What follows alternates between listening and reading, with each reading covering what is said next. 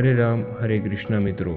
इस वीडियो की शुरुआत करने से पहले मैं आपसे निवेदन करता हूँ कि इस वीडियो को अंत तक जरूर देखें, क्योंकि मैं वादा करता हूँ कि जिस तरह से इस श्लोक के अर्थ महाभारत की कथा के अनुसार स्वामी राम सुखदास जी ने समझाए हैं, आपको इस वीडियो के अलावा कहीं और नहीं मिलेंगे।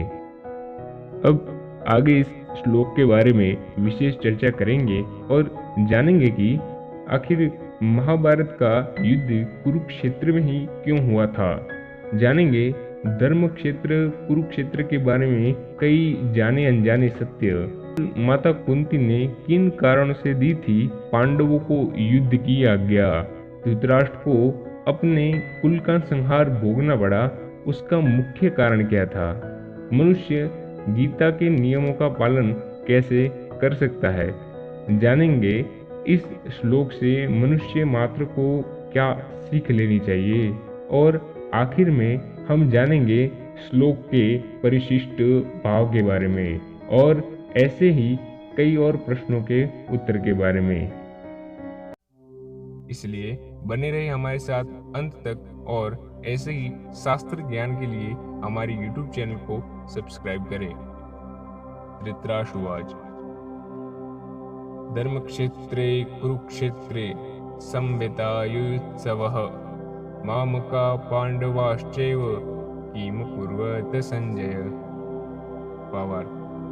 धृतराष्ट्र बोले, हे संजय, धर्मभूमि कुरुक्षेत्र में एकत्रित युद्ध की इच्छा वाले मेरे और पांडु के पुत्रों ने क्या किया। अब इस वीडियो में इस श्लोक के विशेष अर्थ को समझेंगे, इसलिए बने रहे हमारे साथ अंत तक। व्याख्या।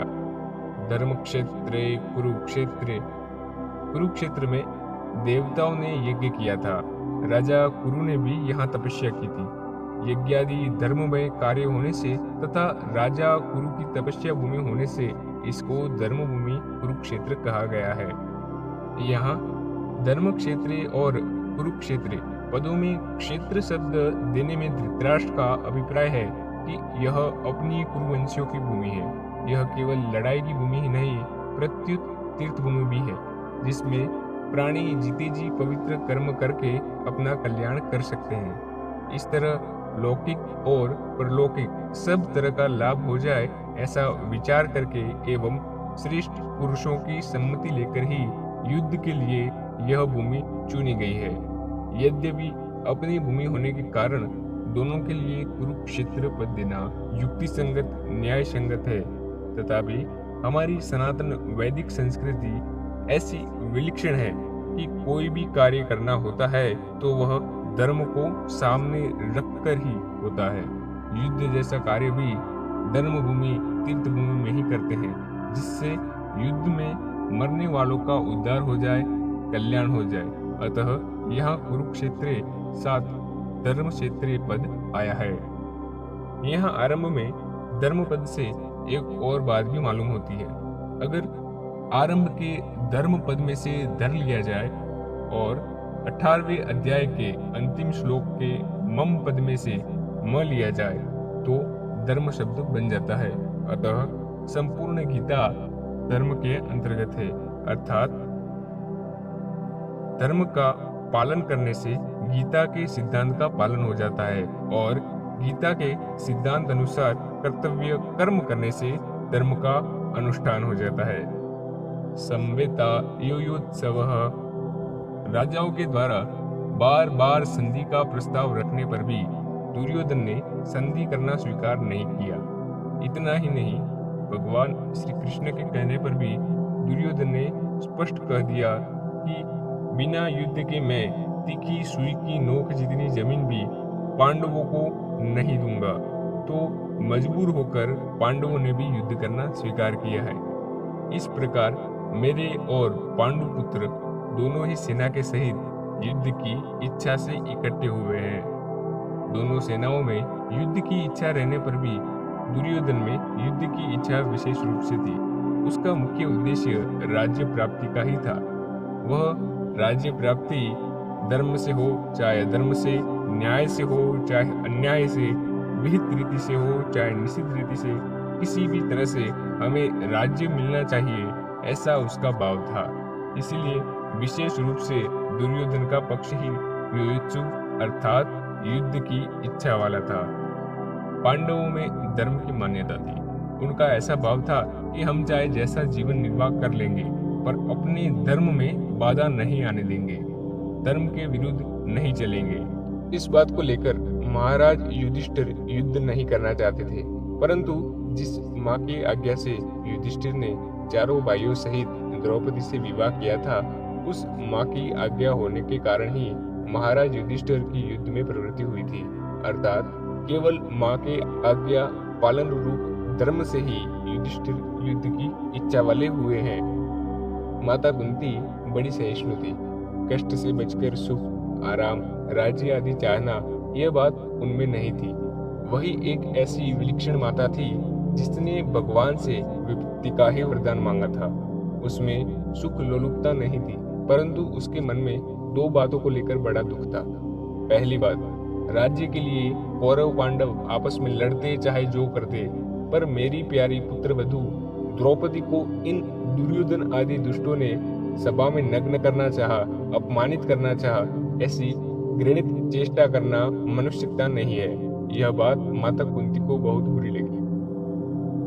दूसरी बात, भगवान श्री कृष्ण पांडवों की ओर से संधि प्रस्ताव लेकर हस्तिनापुर आए तो दुर्योधन, दुशासन, कर्ण, शकुनी आदि ने भगवान को पकड़कर कैद करना चाहा। इस बात को सुनकर कुंती के मन में यह विचार हुआ कि अब इन दुष्टों को जल्दी ही खत्म करना चाहिए, कारण कि इनके जीते रहने से इनके पाप बढ़ते ही चले जाएंगे, जिससे इनका बहुत नुकसान होगा। इन्हीं दो कारणों से माता कुंती ने पांडवों को युद्ध के लिए आज्ञा दी थी। मामकाः पांडवाश्चैव, पांडव धृतराष्ट्र को अपने पिता के बड़े भाई होने से पिता के समान समझते थे और उनकी आज्ञा का पालन करते थे। धृतराष्ट्र के द्वारा अनुचित आज्ञा देने पर भी पांडव उचित अनुचित का विचार न करके उनकी आज्ञा का पालन करते थे। अतः यहाँ मामका पद के अंतर्गत कौरव और पांडव दोनों आ जाते हैं।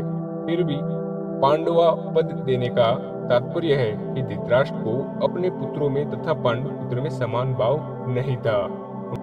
उनमें पक्षपात था, अपने पुत्रों के प्रति मोह था। वे दुर्योधन आदि को तो अपना मानते थे, पर पांडवों को अपना नहीं मानते थे। इस कारण उन्होंने अपने पुत्रों के लिए मामका और पांडु पुत्रों के लिए पांडवा पद का प्रयोग किया है, क्योंकि जो भाव भीतर होते हैं वे ही फिर वाणी से बाहर निकलते हैं। इस द्वैधी भाव का कारण ही धृतराष्ट्र को अपने कुल का संहार दुख भोगना पड़ा। इससे मनुष्य मात्र को यह शिक्षा लेनी चाहिए कि वह अपने घरों में, मोहल्लों में, गांव में, प्रांतों में, देशों में, संप्रदायों में द्वैधी भाव अर्थात ये अपने हैं ये दूसरे हैं ऐसा भाव न रखे, कारण कि द्वैधी भाव से आपस में प्रेम स्नेह नहीं होता, प्रत्युत कलह होती है। यहाँ पांडवा पद के साथ एवं पद देने का तात्पर्य है कि पांडव तो बड़े धर्मात्मा हैं, अतः इन्हें युद्ध नहीं करना चाहिए था, परंतु वे भी युद्ध के लिए रणभूमि में आ गए हैं, तो वहां आकर उन्होंने क्या किया। धृतराष्ट्र संजय से भिन्न भिन्न प्रकार की छोटी बड़ी सब घटनाओं को अनुक्रम से विस्तार पूर्वक जानने के लिए ही प्रश्न कर रहे हैं। परिशिष्ट भाव, मेरे पुत्र मामका और पांडु पुत्र पांडवा, इस मतभेद से ही राग द्वेष पैदा हुए, जिससे लड़ाई हुई, हलचल हुई। धृतराष्ट्र के भीतर पैदा हुई राग द्वेष का फल यह हुआ कि 100 के 100 कौरव मारे गए और पांडव एक भी नहीं मारा गया।